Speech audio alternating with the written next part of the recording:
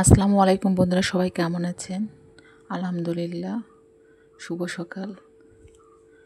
সকাল সকাল ঘুম থেকে উঠলাম। এখন বাজে সকাল 5:47। কাজটা সব কমপ্লিট করে মেয়েকে নিয়ে স্কুলে যাচ্ছি। স্কুল থেকে চলে আসলাম। আজকে দুপুরে রান্না করব রুই মাছ দিয়ে সবজি, ঝোল, পটল, বেগুন, কাঁঠালের বিচি। তরকারিগুলো কেটে নেওয়া হলো, সুন্দর করে ধুয়ে পরিষ্কার করে নিলাম। সব কিছু রেডি করলাম। এই যে এখানে মাছগুলো ভেজে নিচ্ছি সুন্দর করে। ভেজে নিয়ে তারপর এইদিক মাছ ভাজা হয়ে গেছে। আমার তরকারি কষাচ্ছে। এবার তরকারিগুলো যত ভালোকে মাছ আসিরা বলে, তরকারি যত ভালো করে নাকি যত কষানো যায় ততই নাকি তরকারির স্বাদ হয়। আমার তরকারিও প্রায় কষানো হয়ে গেছে।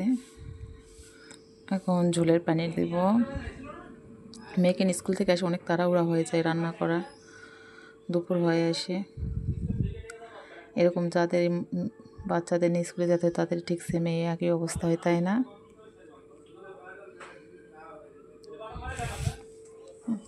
ঝোলের পানি দিলাম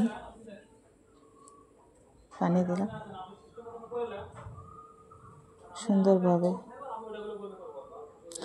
ঝোল দিয়ে নিলাম। এখন এর উপর সুন্দর করে মাছগুলো আমি ছাড়ে দিব।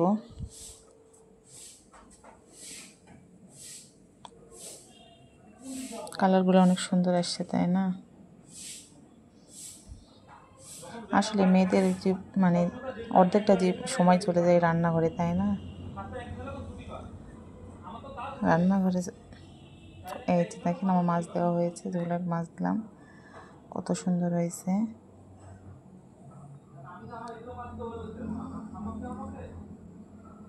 অনেক সুন্দর হয়েছে। কালারটা অনেক ভালো আসছে, তাই না? অনেক লোভনীয় কালার আসছে।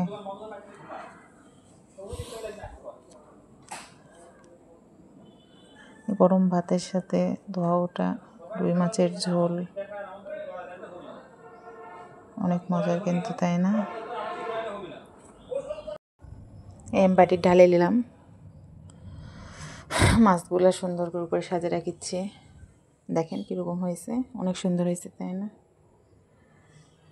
আসলে বিয়ের পর না একটা মেয়ে কিন্তু প্রথমে রান্নাবাড়ি সেরকম পারে না, আস্তে আস্তে সে অভ্যস্ত হয়ে যায়। মেয়েদের জীবনে এটা। বিয়ের আগে একটা জীবন, বিয়ের পরে একটা জীবন, কিচ্ছু করার নাই।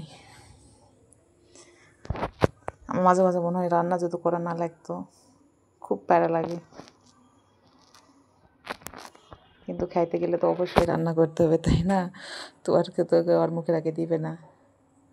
দেখেন কালারটা অনেক সুন্দর হয়েছে।